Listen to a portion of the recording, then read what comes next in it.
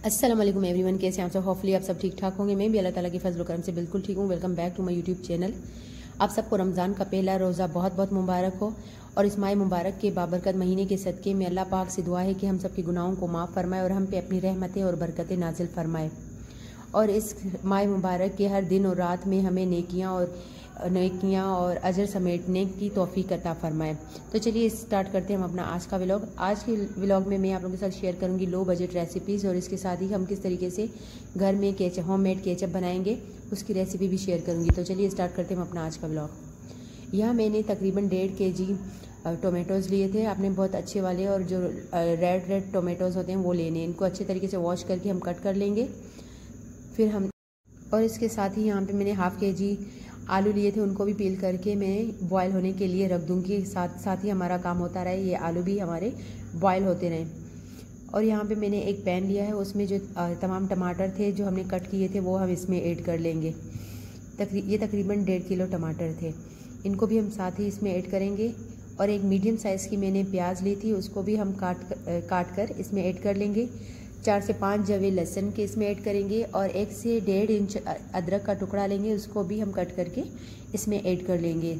साथ ही मैंने इसमें एक जो है वो बादियान का फूल लिया है और एक सिनेमन स्टिक ली है, दालचीनी, वो भी हम इसमें शामिल कर देंगे और इसको अच्छे तरीके से पकने के लिए हम रख देंगे जब तक कि टमाटर जो है वो सॉफ्ट हो जाए।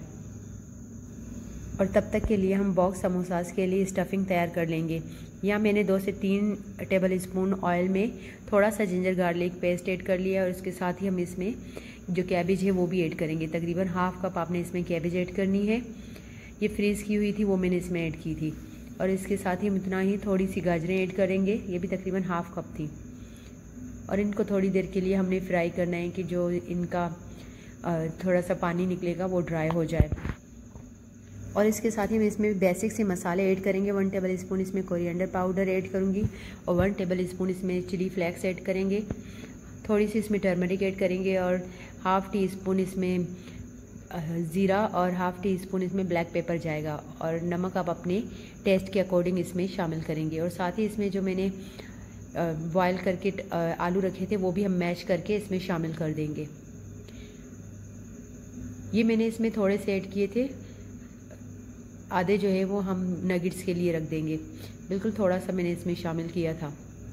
इसको अच्छे तरीके से मिक्स कर लेंगे। जब ये अच्छे तरीके से मिक्स हो जाएगा तो तकरीबन हमारी स्टफिंग जो है वो बिल्कुल रेडी है। और आखिर में हम इसमें थोड़ी सी कसूरी मेथी जो है वो हाथों से क्रश करके वो भी इसमें ऐड कर लेंगे। 2 टेबल स्पून हम इसमें जो है वो बारीक कट किया हुआ अनियन ऐड करेंगे। अगर आप चाहें तो ग्रीन चिलीज़ भी ऐड कर सकती हैं और इसको अच्छे तरीके से मिक्स करेंगे।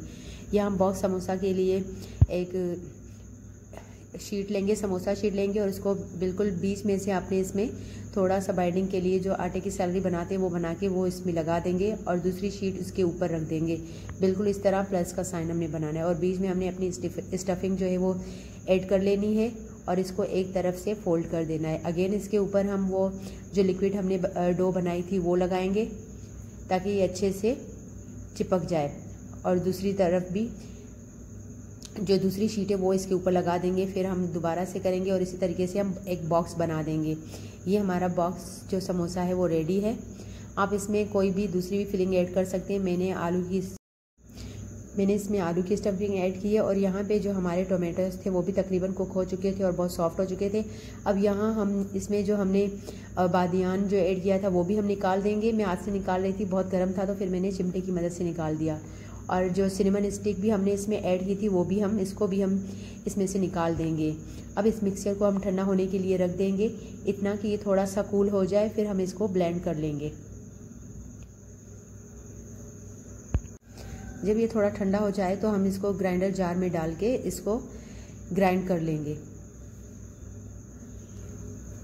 आपने एक साथ ही नहीं डालना है, थोड़ा थोड़ा करके डालना है ताकि ये स्मूथ सा इसका एक पेस्ट बन जाए।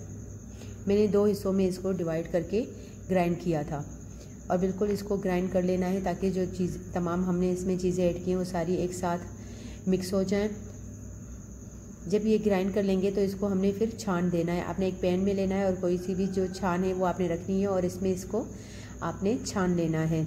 स्पून की मदद से जब हम इसको मिक्स करेंगे तो ये बहुत अच्छे तरीके से बिल्कुल लिक्विड जो है वो हमारे पास बचेगा। ऊपर से जो मतलब इसकी स्किन और बीज वगैरह थे वो निकल जाएंगे और इसको हमने डिस्कार्ड कर देना है। देखें कितने अच्छे तरीके से ये मैंने किया है। और इसके साथ ही 1 टेबल स्पून हम इसमें चिली फ्लेक्स ऐड करेंगे और तकरीबन 100 ग्राम मैंने इसमें चीनी ऐड की है। एक छोटी प्याली इसमें तकरीबन 100 ग्राम की जितनी हमने इसमें चीनी ऐड की। 1 टेबल स्पून हम इसमें पेपरिका पाउडर ऐड करेंगे ताकि इसका कलर जो है वो अच्छा बिल्कुल रेड हो। और इसके साथ ही इसमें 1 टीस्पून हम नमक ऐड करेंगे और साथ ही इसको अच्छे तरीके से हम मिक्स कर लेंगे। और एक ही प्याली जितनी हमने चीनी ली थी उतना ही हम इसमें विनेगर ऐड करेंगे। अब इसको तकरीबन 30 मिनट तक हमने लो फ्लेम पे कुक करना है।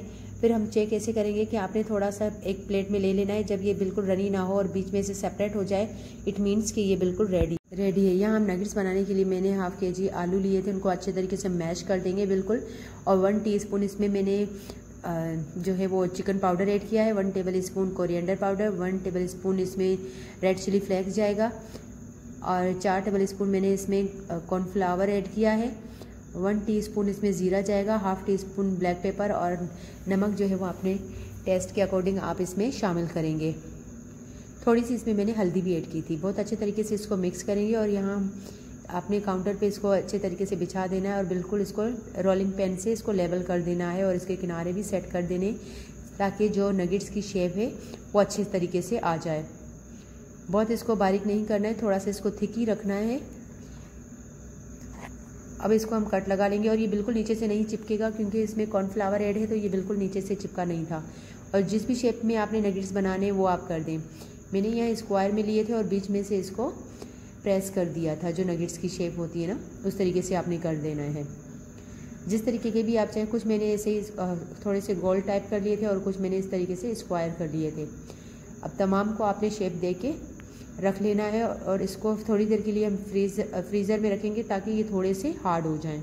और यहाँ हमारा केचप बिल्कुल ठंडा हो चुका था, तो इसको भी हम जार में फिल कर देंगे। मैंने केचप की बोतल ली थी ताकि इसमें से हम इजीली निकाल सकें।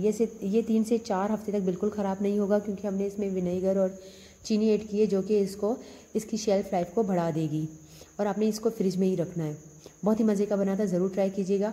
और प्लीज़ वीडियो को ज़रूर लाइक करें, शेयर करें और मेरे चैनल को ज़रूर सब्सक्राइब करें और बेल आइकन को लाजमी प्रेस करें ताकि आने वाली हर वीडियो का नोटिफिकेशन आपको मिल जाए। यहाँ मैंने कुछ ब्रेड लिए थे, उनके पीसेस कर दिए थे। ये मैं ब्रेड क्रम्स बना रही हूँ जो नगेट्स में हम लगाएंगे। थोड़ा सा इनको हमने ड्राई रोस्ट कर लेना है ताकि जो है थोड़े से क्रिस्पी हो जाएं। अब ये जो हमने नगेट्स फ्रीज में रखे थे वो थोड़े हार्ड हो चुके थे ताकि उनकी शेप जो है वो बरकरार रहे। फिर हमने इसको अंडे में डिप करना है और इसके साथ ही फिर हमने इस पर ब्रेड क्रम्स कोट कर देने हैं और बहुत ही मज़े के बनते हैं, ज़रूर ट्राई कीजिएगा। और इस तरीके से 1 बाय 1 हम तमाम नगेट्स पे इसी तरीके से अंडे की और ब्रेड क्रम्स की जो है कोटिंग करते जाएंगे। और इसके बाद हम इसको जिप लॉक बैग में ऐड करके फ्रीज़ कर देंगे।